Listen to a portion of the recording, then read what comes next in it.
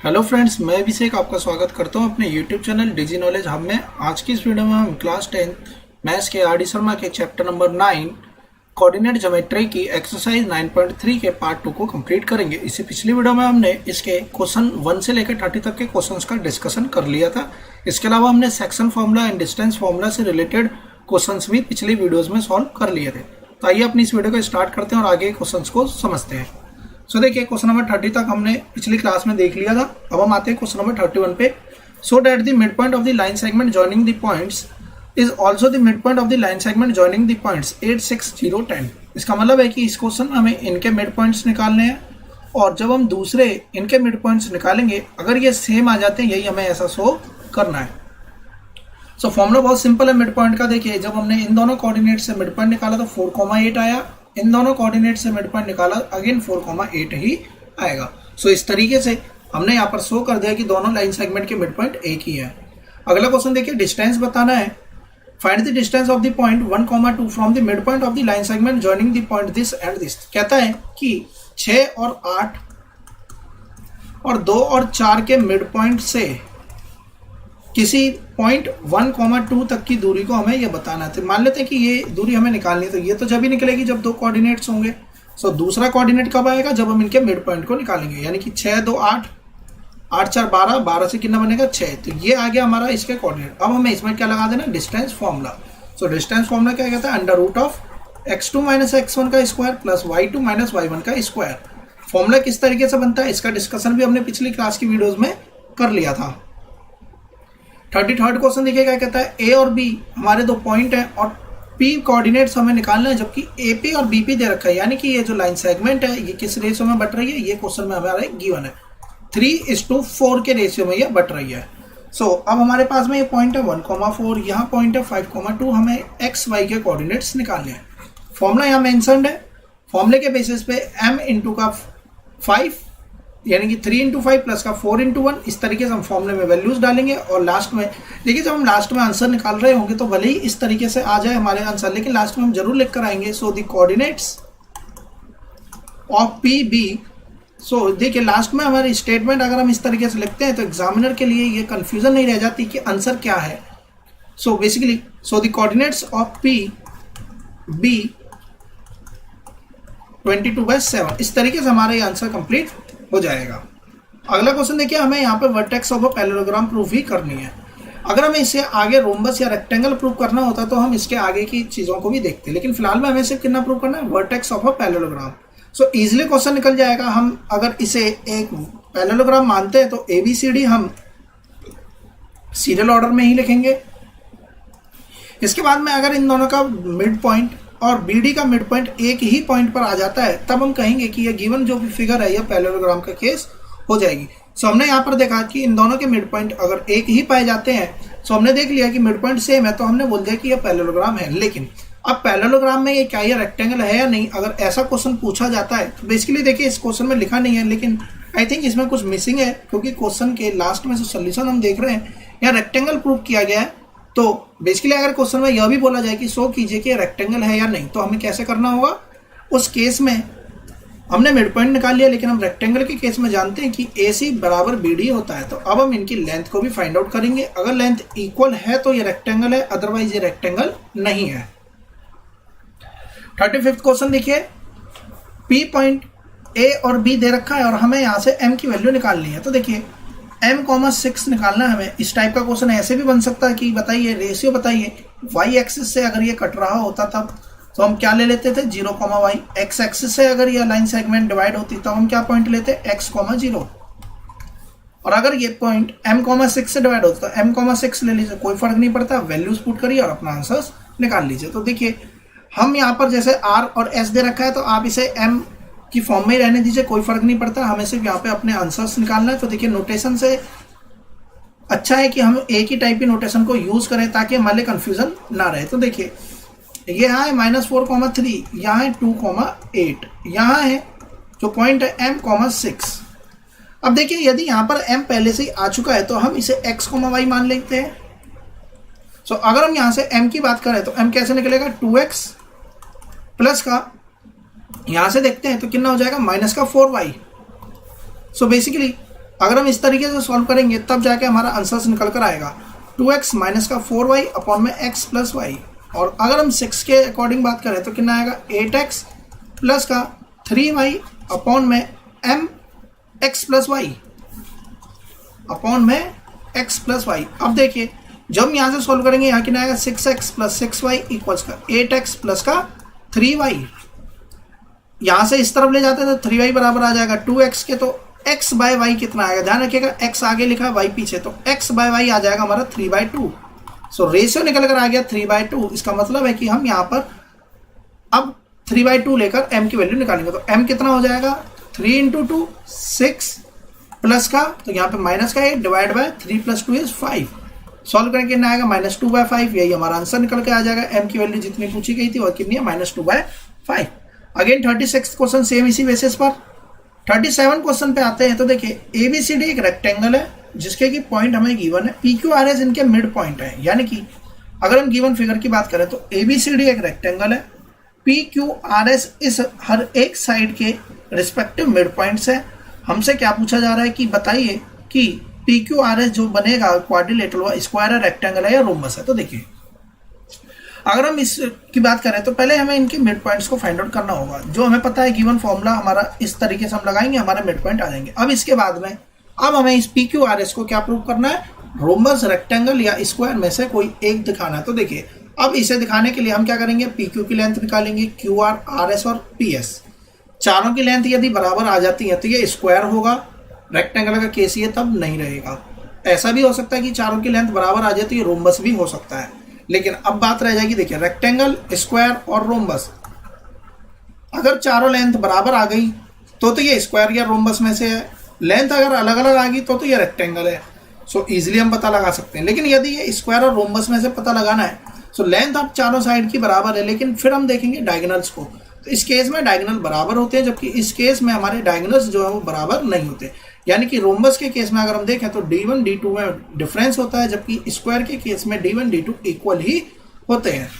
सो इस बेसिस पर हम इसे इजीली फाइंड आउट कर लेंगे। सो देखिए PQ यहाँ से फाइंड आउट किया गया है, PQ QR भी निकाल लिया गया है। इसके बाद में मिड पॉइंट भी चेक कर लिए गए, तब हमने यहाँ से पाया कि ये या तो स्क्वायर है या ये रोम्बस है। तो अब हमने यहाँ पर देखा कि डायगोनल्स की लेंथ निकाली, डायगोनल इक्वल नहीं आए, इसका मतलब ये गिवन फिगर क्या है, रोम्बस का केस हो जाएगी। 38 क्वेश्चन देखिए 5 इक्वल पार्ट्स में ब्रेक डाउन हो रहा है। इस टाइप का क्वेश्चन हमने पहले भी किया है, बस हमें यहाँ पर यही ध्यान रखना है कि ये A है, ये B है। अगर इसे 5 पार्ट में 1 2 इसे P Q R और S हमने मान लिया, तो अगर हम P के कोऑर्डिनेट्स निकालें तो इसे 1:4 का रेशियो मानेंगे। Q के कोऑर्डिनेट्स निकालने की आवश्यकता है हमें, तो हम इसे 2:3 का रेशियो मानेंगे। जब हम R के कोऑर्डिनेट्स निकाल रहे होंगे तब हम इसे क्या मानेंगे, 3:2 मानेंगे। और S का केस निकाल रहे होंगे तो 4:1 का रेशियो हम लेंगे। इस तरीके से हम इस क्वेश्चन को इजीली सॉल्व कर लेंगे। इसके अलावा अगर हमारे पास में P और R आ जाता है तो हम मिड पॉइंट से Q भी निकाल सकते हैं, Q और S आ जाता है तो हम R भी निकाल सकते हैं। बाकी आपके पास में बाकी सभी तरीके अवेलेबल हैं, आप किसी भी तरीके से किसी भी मेथड से इसे बना सकते हैं। तो देखिए यहाँ पे इस क्वेश्चन को सिर्फ और सिर्फ रेशियो के तरीके से सॉल्व किया गया, तो आप कैसे भी करिए, कोई फर्क यहाँ पर नहीं पड़ेगा। अगला क्वेश्चन देखिए A और B एक पॉइंट है, सिर्फ लिखने का तरीका बदल गया, बाकी क्वेश्चन में कोई भी चेंजेस नहीं है, करने का तरीका भी बिल्कुल वही रहेगा। देखिए A और B 2 पॉइंट है, P कोई एक पॉइंट है सच डेट AP बाय AB। अगर हम AP बाय AB कर दें तो हम यहाँ से देख रहे हैं कि ये तो 3/7 है, AP कितना है इतना और AB कितना है 7। इसका मतलब ये हो गया कि यहाँ से यहाँ तक की दूरी, देखिए रेशियोज है, ऐसा नहीं है कि ये 3 रहा होगा, ऐसा हो सकता है ये 6/14 हो। सो हमें क्या देखना है, हमें सिर्फ रेशियोज में बात करनी है। सो अगर हम ध्यान से देखें तो AP 3 है जबकि पूरा है 7, इसका मतलब PB कितना रहा होगा, 4 के बराबर रहा होगा। यानी कि 3:4 का रेशियो यहाँ पर बनेगा, जो कि देखिए यहाँ सॉल्व करने के बाद में भी निकाला गया है। सो किस तरीके से निकलेगा ये आपके सामने यहाँ पर दे रखा है। हम इसे AB को क्या लिख सकते हैं, AP + BP। सॉल्व करेंगे, रेशियोज हम देखेंगे तो 3:4 का रेशियो निकल कर आएगा। सो अब देखिए अब क्वेश्चन में कुछ भी नहीं बचा है, अगेन आप अब इसे इजीली सॉल्व कर सकते हैं। हमें P के कोऑर्डिनेट्स निकालने थे।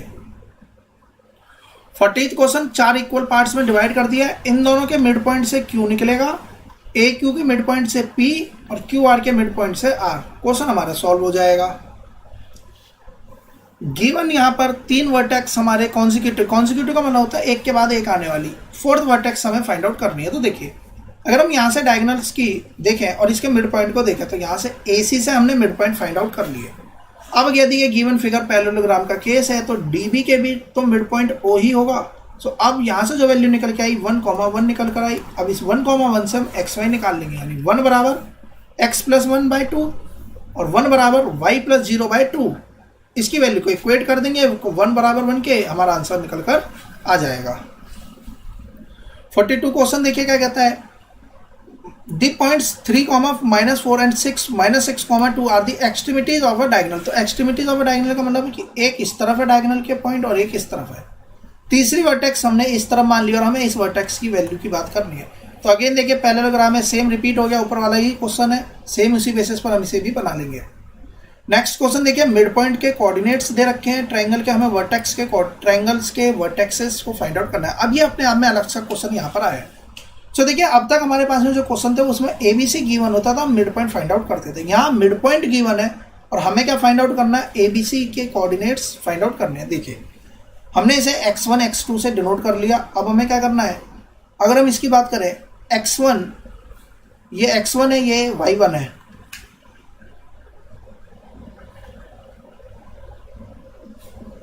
ये x2 है, ये हमारा x3 है। तो देखिए x2 + x3/2 करेंगे तो 1 के बराबर आएगा।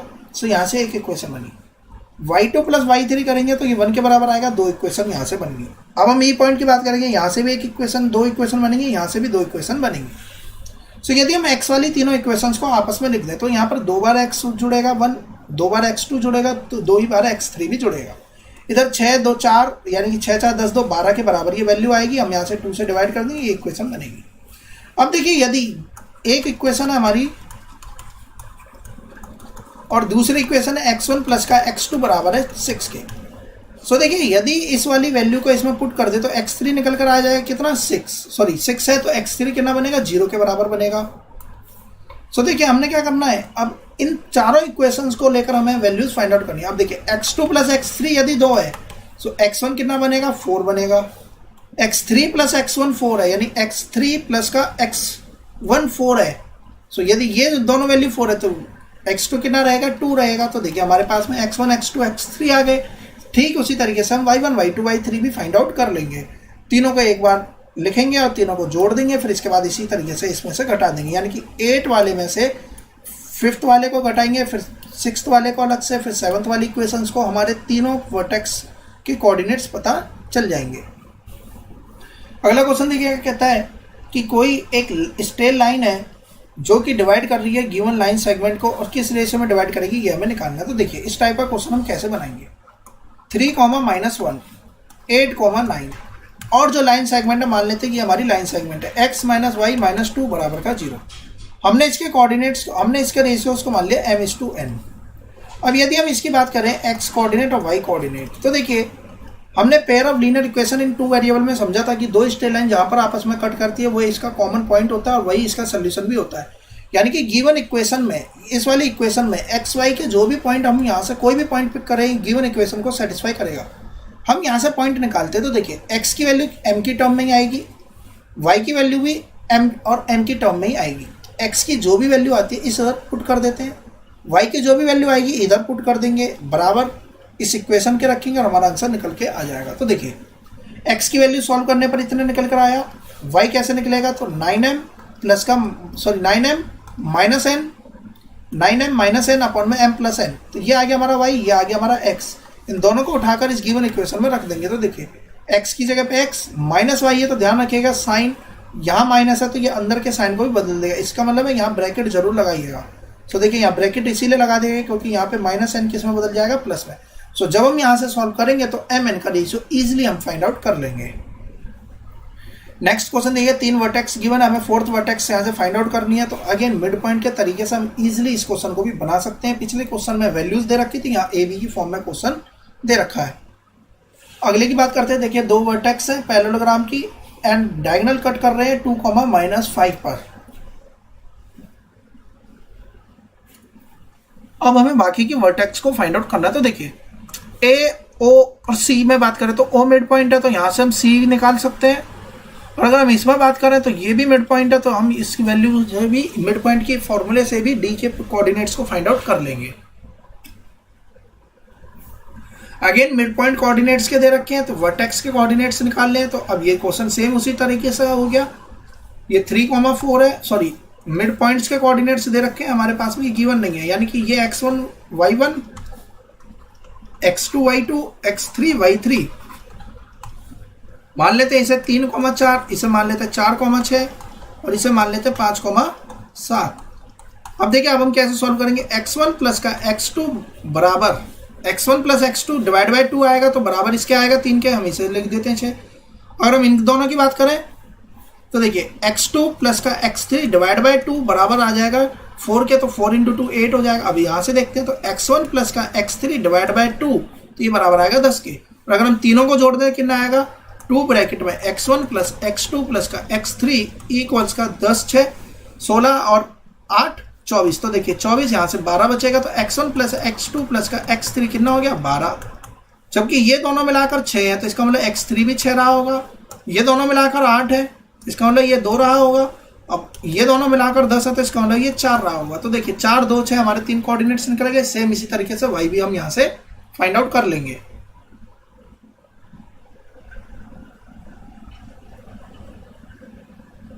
सो देखिए 6 4 और 2 x के कोऑर्डिनेट्स आए और यही हमारा निकल के आया 6 4 और 2।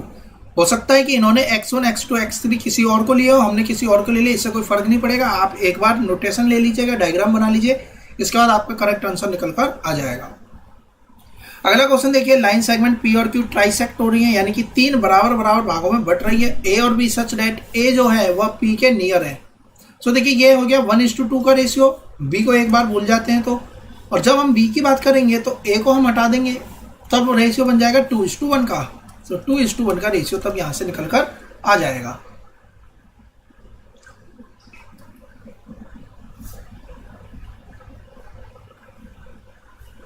अगेन देखिए कॉन्जिक्यूटिव वर्टेक्स है, सेम इसी टाइप का रिपीट हो गया क्वेश्चन। यहाँ से मिड पॉइंट से हमने यहाँ के मिड पॉइंट फाइंड आउट कर लिए इन दोनों कोऑर्डिनेट से। अब इन्हीं कोऑर्डिनेट्स की यूज करके हम डी की वैल्यू फाइंड आउट कर सकते हैं। कैसे बनेगा तो देखिए इजीली सॉल्व कर लेंगे। मिड पॉइंट की वजह से 2 बराबर किसके आ जाएगा, x प्लस 3/2 के, और -5 किसके बराबर हो जाएगा, 6 प्लस y/2 के। तो x की वैल्यू कितनी निकल कर आएगी, 1 निकल कर आएगी। यहाँ से अगर हम y की वैल्यू की बात करें तो देखिए -10 -6 -16 निकल कर यहाँ से आएगा। तो 1 -16 हमारे ये पॉइंट हो जाएंगे। सॉरी आई थिंक यहाँ पे कुछ मिस्टेक हो गई है, 4,3। सो डी के वर्टेक्स हमारे कितने निकल कर आएंगे, 2, -5 6 प्लस का y/2। सो देखिए यहाँ पर बाय मिस्टेक यहाँ पे 4 आ चुका है। सो जो ओ के कोऑर्डिनेट्स हैं यहाँ पर 3,4 होंगे, यहाँ पे बाई चांस यहाँ पे 2, -5 आ गया, तो ध्यान रखिएगा। हम इसके कोऑर्डिनेट्स ही फाइंड आउट कर लेते हैं। बेसिकली देखिए 5 और 1 6 से आएगा 3, और 10, -2 यानी कि 8 से आएगा 4, यानी कि 3,4 होंगे। ये यहाँ पर 2,5 गलत मिसप्रिंट हो गया, इस वजह से आंसर पे फर्क पड़ गया। सो ये 3 के बराबर हो जाए। देखिए 6 में से 3 जाएगा तो ये x आएगा 3, यहाँ पर 4, 8 में से 2 जाएगा तो यहाँ पे आएगा 2, 3,2 इसके वर्टेक्स बन जाएंगे। सो देखिए हो सकता है कि ये जो क्वेश्चन है इसमें कहीं ना कहीं क्वेश्चन में कहीं मिसप्रिंट हो जाती है, तो लेकिन हमारे कंसेप्ट जो है वो बिल्कुल सही होने चाहिए, तब हमारे आंसर्स पे कोई फर्क नहीं पड़ेगा। हम आते क्वेश्चन नंबर 50 पे। देखिए चारों पॉइंट हमारे गिवन है, पैरेललोग्राम के वैल्यूज निकालनी है ए और बी की। देखिए क्वेश्चन देखने में भले ही कुछ भी हो, लेकिन ये इजीली सॉल्व हो जाएगा। किस तरीके से, हमें यह जरूर पता है कि ए बी के जो कोऑर्डिनेट्स हैं ABCD ये पैरेललोग्राम्स के कोऑर्डिनेट है, इतना क्वेश्चन में गिवन है। और अगर यह वैल्यूज गिवन है और हम यहाँ से मिड पॉइंट की बात करें तो देखिए -11 प्लस का 15 डिवाइड बाई 2, तो देखिए 4/2 2 आएगा, यानी कि इसका y कोऑर्डिनेट तो 2 रहेगा। हम इसका x कोऑर्डिनेट यहाँ से नहीं निकालते, हम x कोऑर्डिनेट निकालते हैं यहाँ से। तो देखिए 5 और 1 6, 6/2 यानी कि 3। मिड पॉइंट के कोऑर्डिनेट हमने एक वैल्यू यहाँ से निकाल ली, एक वैल्यू यहाँ से निकाल ली। अब अगर हमें a निकालना है तो a कैसे निकलेगा, 2 प्लस का a, 3 बराबर किसके आएगा, 2 प्लस का a/2। देखिए 6, a की वैल्यू आ गई 4।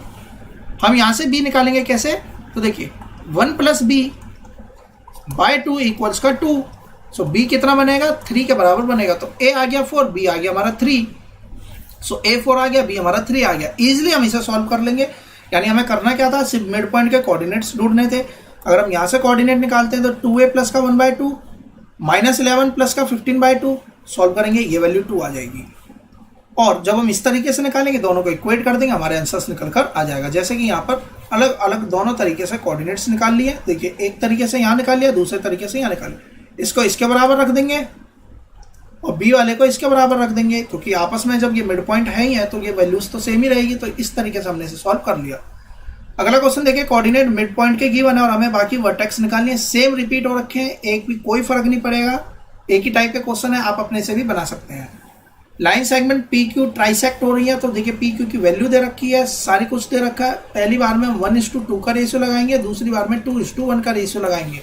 एक बार में पी की वैल्यू निकल के आएगी और दूसरे बार में क्यू की वैल्यू आसानी से हम निकाल लेंगे डायरेक्टली, इसमें भी कोई प्रॉब्लम नहीं होगी। अगला क्वेश्चन देखिए क्या कहता है, ट्राइसेक्ट हो रही है पॉइंट पी क्यू से और पी लाई कर रहा है इस लाइन पर। अब देखिए इसे समझते हैं। तो देखिए, जैसे कि यहां पर दे रखा है कि line joining by the points 2,1 5, -8 और ट्राइसेक्ट हो रही है, यानी कि 3 अलग अलग भागों में बट गई है। तो पी क्यू, यदि पी पॉइंट लाई कर रहा है ऑन दी लाइन, यानी कि ये जो पी पॉइंट है ना, ये इस कोई एक लाइन पर भी लाई कर रहा है। तो देखिए इसके दोनों इस लाइन पर अगर ये आ रहा है, अगर हम पी के कोऑर्डिनेट्स यानी x, y फाइंड आउट कर लेते हैं, तो ये इस लाइन की इक्वेशन को भी सेटिस्फाई करेंगे और इसकी वैल्यू 0 के बराबर दे रखी है। सो हमें बेसिकली यहाँ से q के कोऑर्डिनेट्स की निकालने की कोई आवश्यकता नहीं, क्योंकि हमसे सिर्फ k पूछ रहा है। और k कब निकलेगा? कि जब निकलेगा जब हमारे पास x और y होगा। सो 1:2 रेशियो है। हम x कैसे निकालेंगे? x हमारा ऐसे निकलेगा 5 प्लस का 4 तो 9/2। y कैसे निकालेंगे हम? सॉरी 9, यहाँ पे मिस्टेक हो गई है। x हमारा कैसे निकलेगा? तो x हमारा निकलेगा 5 प्लस का 4, 5 प्लस का 4/3 तो 9/3, यानी कि ये बनेगा हमारा 3। y कैसे निकालेंगे? तो -8 प्लस का 2/3 तो देखिए -6 यहाँ पे आएगा -2, तो ये आ गया 3, ये आ गया हमारा -2। अब 3 और -2 यदि P पॉइंट इस वाली लाइन पर भी लाई कर रहा है तो x और y की वैल्यू यहाँ पे भी सेटिस्फाई होंगी। तो 3 और -2 हम यहाँ पर पुट कर देंगे। सो देखिए 3, -2 हमने इस गिवन इक्वेशन में पुट कर दिया, k की वैल्यू निकाल ली, हमारा आंसर बन जाएगा। अगला क्वेश्चन देखिए, गिवन ट्रायंगल है ABC और इसके तीनों कोऑर्डिनेट्स गिवन है 4,2, B गिवन है 6,5 और C हमारा गिवन है 1,4। द मीडियन है, इसका मतलब है कि A से मिड, सामने वाली साइड पर मिड पॉइंट पर कहीं भी हो सकता है मिड पॉइंट। देखिए अगर डायग्राम सीधा है तो इधर है, डायग्राम अगर ये ऐसे होता तो ये A होती तो A यहाँ पे मिड पॉइंट बनाता है, इससे कोई फर्क नहीं पड़ता। डायरेक्टली आप कैसे भी डायग्राम सपोज कर सकते हैं।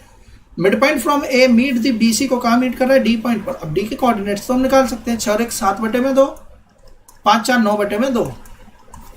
सो यही क्वेश्चन में पूछा था, हमने निकाल दिया। Find the coordinate of P on AD। अब AD पर कोई एक पॉइंट है P, और देखिए ये P जो पॉइंट अगर 2:1 रेशियो में काट रहा है। मैंने आपको इससे पिछली क्लास में समझाया था कि जो मीडियन का जो सेंट्रॉइड होता है किसी भी ट्रायंगल का, वो गिवन मीडियन को 2:1 के रेशियो में ब्रेक करता है।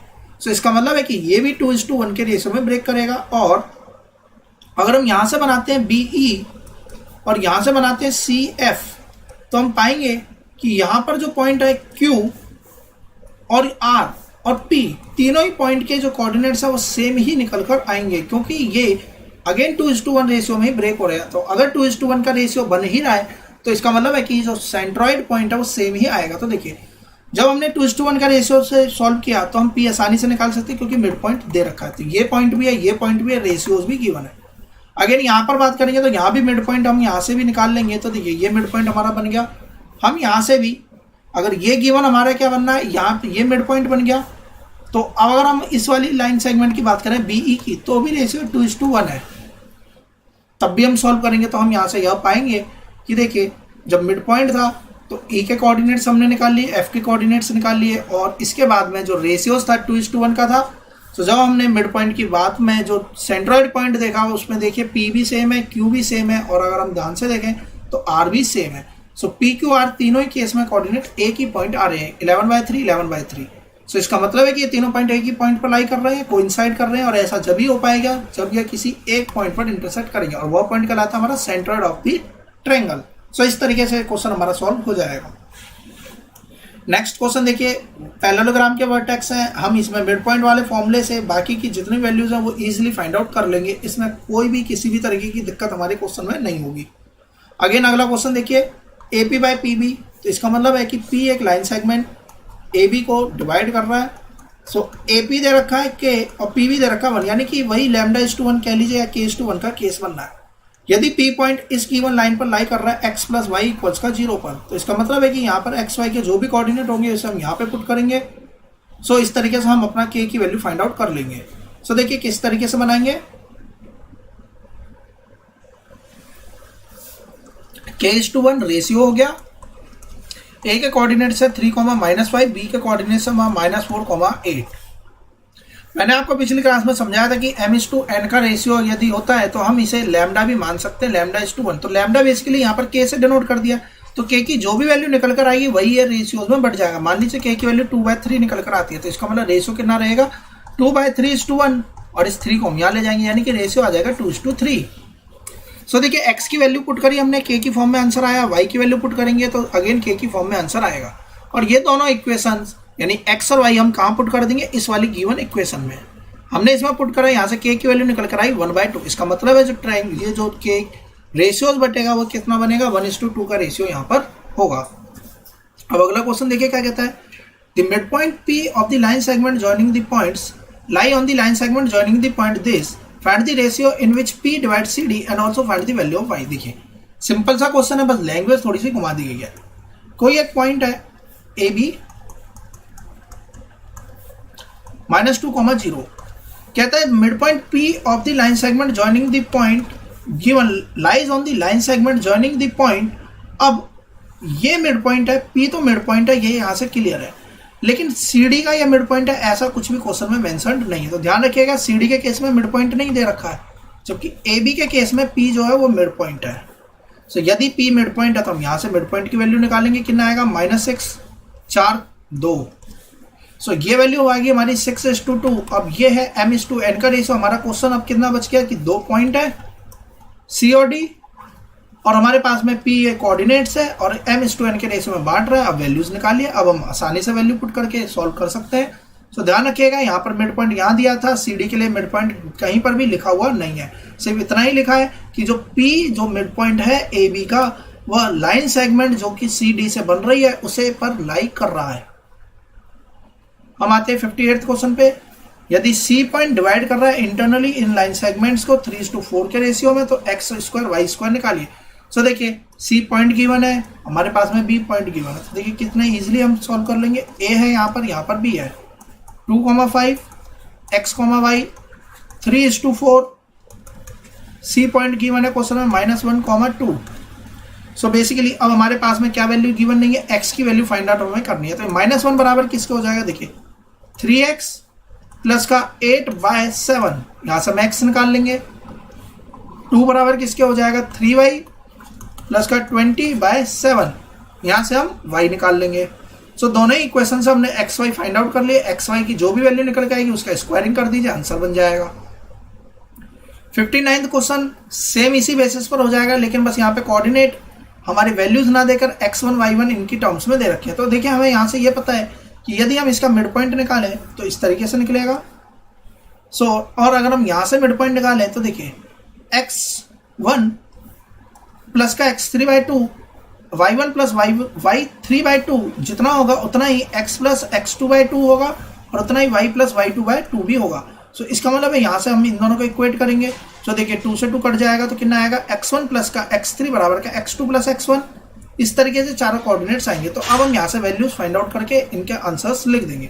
सो कोऑर्डिनेट ऑफ डी हमें निकालना, तो डी के हम कोऑर्डिनेट आसानी से निकाल देंगे in terms of x1 x2 x3 y1 y2 y3 की फॉर्म में। इजिली हो जाएगा। बेसिकली इस टाइप का क्वेश्चन एग्जाम में पूछा भी नहीं जाता। अब हम आ जाते हैं लास्ट क्वेश्चन पे। सो देखिए कहता है अगेन सेम इसी टाइप का क्वेश्चन है। वर्टेक्स हमारे एबीसी ट्रायंगल दे रखे हैं और ए से मीडियन ड्रॉ करी गई है, बी पॉइंट पर कट कर रही है। तो देखिए यहाँ पर कुछ भी मेंशन नहीं है, वैल्यूज नहीं दे रखी हैं। सो यानी कि आंसर जो निकल कर आएगा वो इसी फॉर्म में निकल कर आएगा। तो यदि हम डी के मिड पॉइंट की बात करें तो कैसे निकलेगा, x2 प्लस x3/2 और ये वाला y के coordinate y2 plus y3 bye 2। ये हो गया हमारा डी के कोऑर्डिनेट्स, ये हमारा ए, ये हमारा बी, ये हमारा सी और ये निकल गया डी। डी हमसे पूछा, हमने निकाल दिया। बीच का पॉइंट है कोई पी और रेशियोज दे रखा है 2:1, यानी कि अगेन ये सेंट्रोइड वाला ही क्वेश्चन सेम रिपीट हो रहा है। अब हमारे पास रेशियो 2:1 है। अब हम x1, y1, x2, y3 इन्हीं फॉर्म में इस क्वेश्चन के आंसर को फाइंड आउट कर लेंगे और जो भी p की वैल्यू निकल कर आएगी बेसिकली वही हमारा सेंट्रोइड हो जाएगा इस गिवन ट्रायंगल का। सो इस तरीके से हम इस क्वेश्चन को सॉल्व कर लेंगे और हमारा यहाँ पर एक्सरसाइज ये कंप्लीट हो जाती है। स्टिल इस चैप्टर के यहाँ तक के किसी भी टॉपिक में आपको कोई भी डाउट होता है तो मुझे कमेंट बॉक्स में जरूर बताएं और अगर आपने अब तक मेरे चैनल को सब्सक्राइब नहीं किया तो चैनल को सब्सक्राइब कर लें। आने वाली वीडियोस की नोटिफिकेशन पाने के लिए बेल आइकन को प्रेस करें। वीडियो पसंद आई हो तो इसे लाइक करना, शेयर करना ना भूलें। Thanks for watching my video. Have a nice day.